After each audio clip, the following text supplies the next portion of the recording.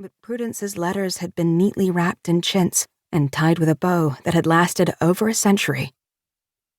The first letter in the packet, dated just after Elizabeth's marriage, had been a feverish kind of nuptial congratulation.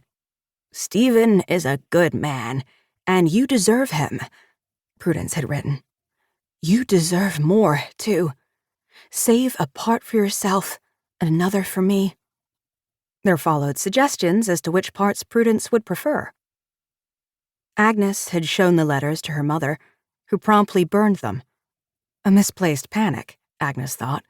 Given the ways of the world, she could list a dozen local scholars and gentlemen of parallel inclinations, given that Providence had by all accounts bestowed an approving smile on Prudence and Elizabeth, given that it was all in the past. Of course, the past still shaped them, though. Every dollar spent, or metastasizing an investment, proved that much. It pleased Agnes to be a woman at the fortune's helm once more. She sometimes imagined Prudence and Elizabeth similarly pleased by her ventures, her donations, her caretaking of their legacy. At times it was as if the fortune were a live beast, gentling to her at the memory of the delicate hands that had tended it in its infancy. It rewarded her for her labors, not only materially, but with a priceless species of influence that carried her through closed doors.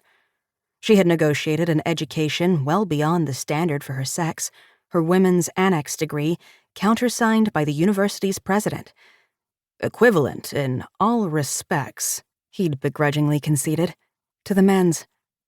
Now her financial support had earned her, equally begrudgingly, what she could not win through a true career in academe, an honorary place on the board of the university itself.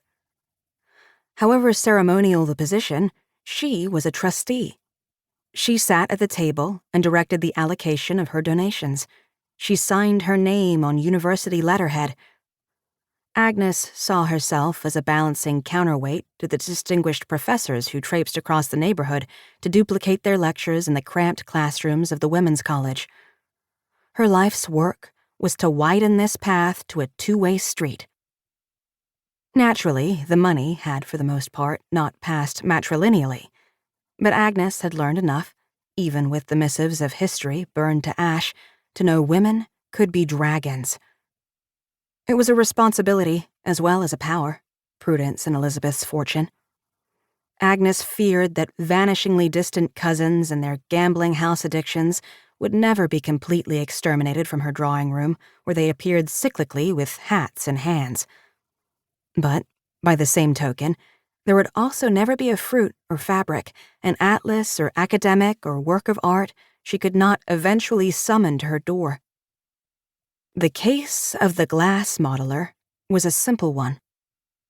The university needed lifelike botanical and invertebrate specimens that could be permanently displayed, so that undergraduates might study species rendered inaccessible by season or geography. Additional models, the faculty hoped, would accompany these and magnify nature's more minute details: mold spores, coral polyps, flowers' ovaries in cross-section, to scale and in 3 dimensions. There was, apparently, one gentleman living who could supply such models. Agnes could supply the gentleman. It began as detective work. She applied to the patrons and boards of museums in New York and in Europe, writing on university letterhead and signing with her initials to escape potential prejudice.